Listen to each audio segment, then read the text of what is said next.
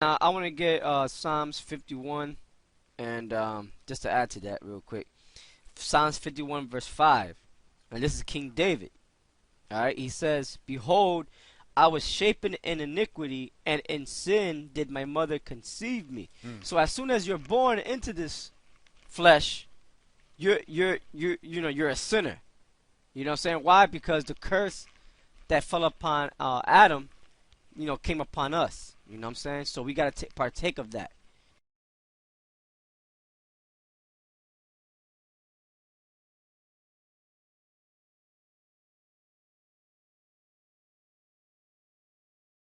By Hashem Yahushua, but he also has set up judges on earth.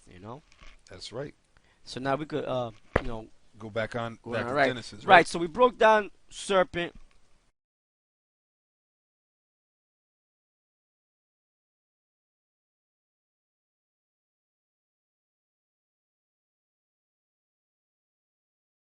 And not as I brought out how one of the definitions was, how is it to be Yeah. like a Or the serpent, image, yeah, or the image of a of a serpent. serpent, not Yep. necessarily an actual serpent, Yep. but to be like a serpent, to have the characteristics of a serpent. And the only man we know of today that has those characteristics and is a pro at it is the so-called white man, all right, Esau.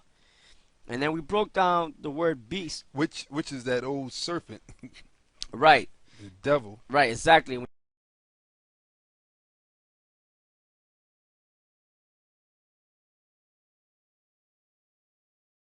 In the second verse, it tells you about how the Lord is gonna uh, incarcerate this damn devil. Right. So now that alone, I don't know if you was grabbing that up, but that alone right there show you that this cannot be talking about an actual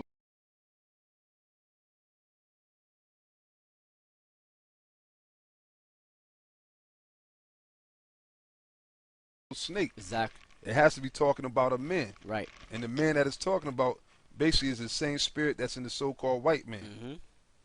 Hmm. You know. That's right, man. So, matter of fact, you want me to read that real quick? Yeah.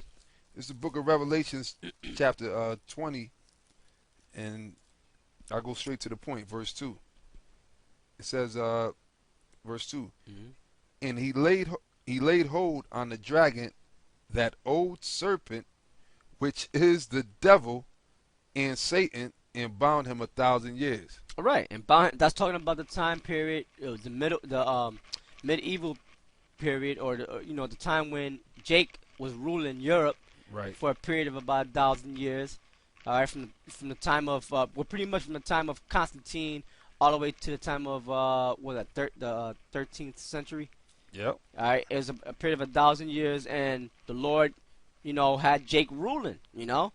And that's the only reason why Esau came up with his Renaissance period, which is 1453. Right. Which came after, because that's them coming back in power. Right. But now, see how again in Revelations 20 the Lord is referring to a serpent, but it's not. And then the Lord said, "Look, that old serpent." Right. Right. Why?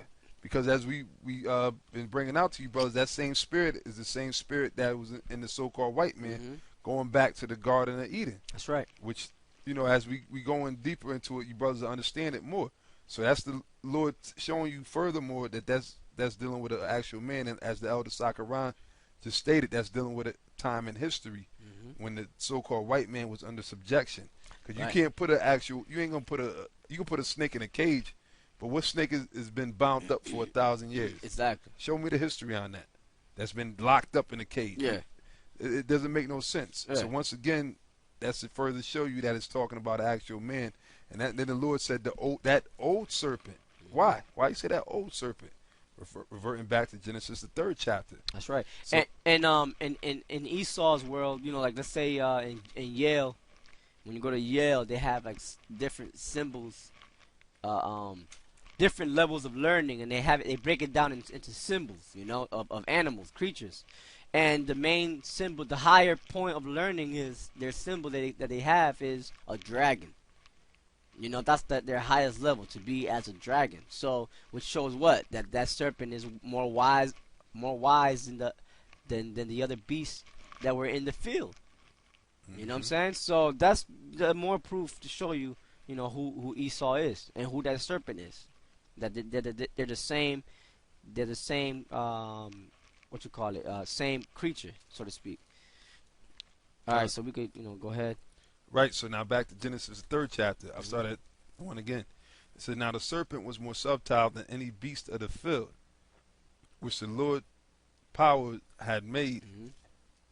And he said to the woman, unto the woman, Yea, has the Most High said, You shall not eat of every tree of the garden?" Right now we're gonna go. First of all, that woman that was speaking about Eve. All right, and in the Hebrew, Eve breaks down to the word kawa, which means farm. It could also mean earth, because what does a man do with that woman? He plants his seed in her, just like a farmer plants his seed into the earth and the earth brings forth what? Fruit. Another word for a man is husband, and a husbandman is a farmer. Okay, so that's Eve, which is today would be who? The nigger woman. All right, and it says, "Yea, hath the Most High said, Ye shall not eat of every tree of the garden." Now it says the word "eat." The word "eat" there simply means to take in with by way of what? Your mind in this particular sense. When that Satan is coming at Eve with. Right, right. Because now when it says, Eat of every tree of the garden, Hmm. the trees is not talking about it. Again, is parabolic. You gotta Right. get it in your mind. Right. Especially this scripture is totally parabolic.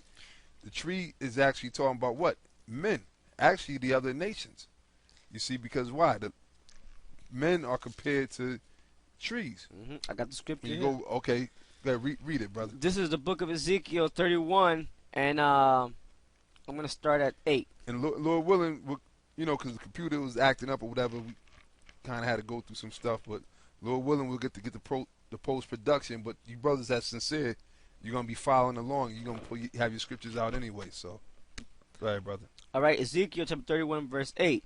The cedars in the garden of the Most High. Right now, it said the cedars. This is the book of Ezekiel, chapter 31, verse 8.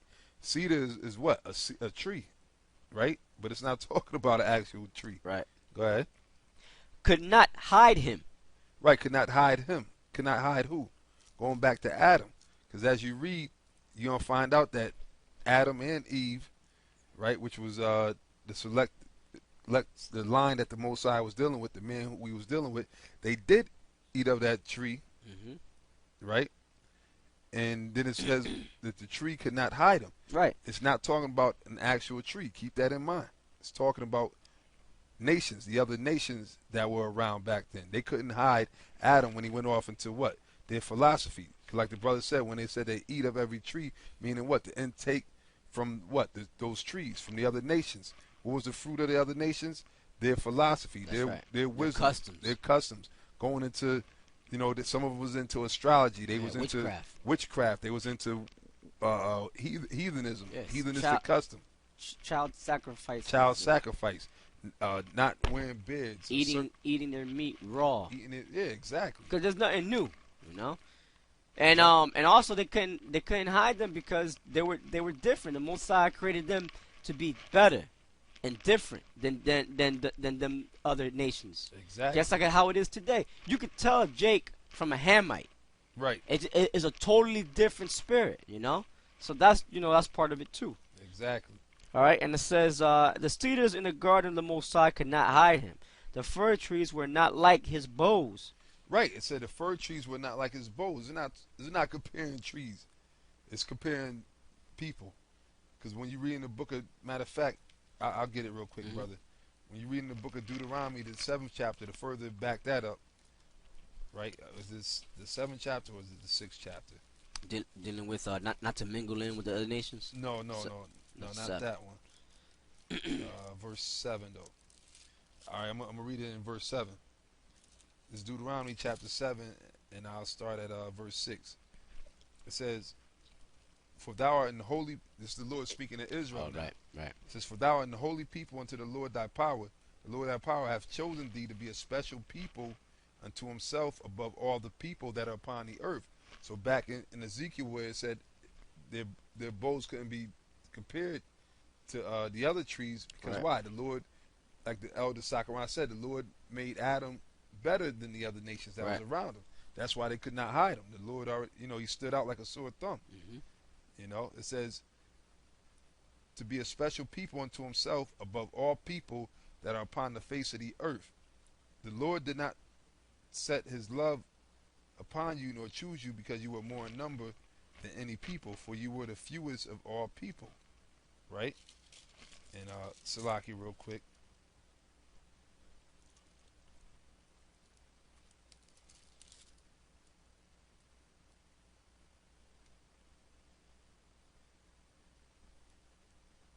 Right. So like the brother was saying, we had said, that the Lord created Adam and Eve to be different. It was they were probably mingling in with those nations, those heathens back there, and they were doing shit that Adam and Eve would be like, nah, I'll do this, but I won't do that. In other words, they stuck out like a sore thumb. Right. You know. And Salaki, man, Salaki, brothers. I mean, that was good too, but that was in the scripture. The scripture was Deuteronomy, the 4th chapter. Oh, the 4th chapter. Okay. Yeah, Salaki on that, brothers. But I mean, that's good Right. too. Right. But this is the point that I wanted to, so we could make dealing with Ezekiel, the 31st chapter. Deuteronomy chapter 4. I'll start at 5. Behold, I have taught you statutes and judgments, even as the Lord my power commanded me that you should do so in the land whither you go to possess it. Keep therefore and do them. For this, talking about the statutes and the judgments, the laws, for this is your wisdom and your understanding in the sight of the nations, Right. which shall hear all these statutes and say, surely this great nation is a wise and understanding people. That's right. For what nation is there so great, who hath the Most High nigh unto them, as the Lord our power is in all things that we call upon him? Slakia. It says, and what nation is there so great that have statutes and judgments so righteous as all this law which I set before you this day? Now, brother, can you read that one more time Yes, in sir. Ezekiel? Barak Shah. Come. Ezekiel 31 verse 8. The cedars in the garden of the Most High could not hide him. The fir trees were not like his bows. Right, so it says, for what nation is there so great, who hath the Most High so nigh unto them, as the Lord our power is in all things that we call upon them? And what nation is there so great that have statutes and judgments so righteous as all this law which I set before you unto this day? So that's what the nations, they were not like us, because why? The Most High took us from that beast state or whatever and gave us his laws, statutes, and commandments. We knew what not to eat and what to eat. Right. We knew the way to dress and not Right. to dress. How to be civil with one another. Right. You know?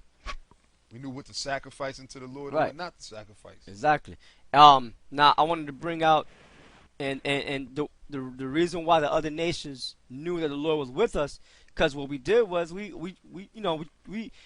the Lord gave us his word. Our duty was to teach all the nations, because that's our position, be the top nation, and all nations are supposed to bow down to the law, statutes, and commandments of the Lord.